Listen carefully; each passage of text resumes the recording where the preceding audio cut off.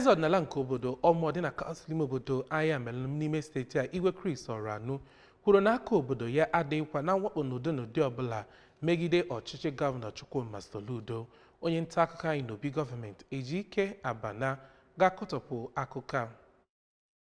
Bụ onye na-ekwu okwu n'obi ya n'oge aka na-achị steeti a, Ọkammụta Chukwuma Soludo batara n'isonyere ya na emume nke ịwa ji nke afọ a, kọwara onwe ha dịka ndị nwere ezi ịhụnanya nakwa mmekọrịta ma rịọ gọọmenti ka ha soro na-erite erere n'aka ha, ebe ha kwekwara nkwa ịhọpụtagharị aka na-achị steeti a na ntụliaka nke na-abịa. Na nzaghachi ka Ọkammụta Soludo bụ onye kọwapụtara na ọ teela aka ya na ndị obodo Omor nwee ezigbo mmekọrịta, kọwara na ọchịchị ya na-arụ ụzọ ruru kilomita 30 ma kọwakwa na onwekwa ọtụtụ ihe ndị ọzọ nke a na-arụkwa, gụnyere ụlọ akwụkwọ n'obodo Omor, ụlọ ahụike nke nta ruru 12 nakwa ọtụtụ ihe ndị ọzọ. Ya bụ aka na-achị steeti a kọwara na ọchịchị ya ga na-aba n'ime ime obodo bụ ndị anaghị echeta ma kọwaa na ha na ndị Omor ga na-arụkọ ọrụ nke ọma.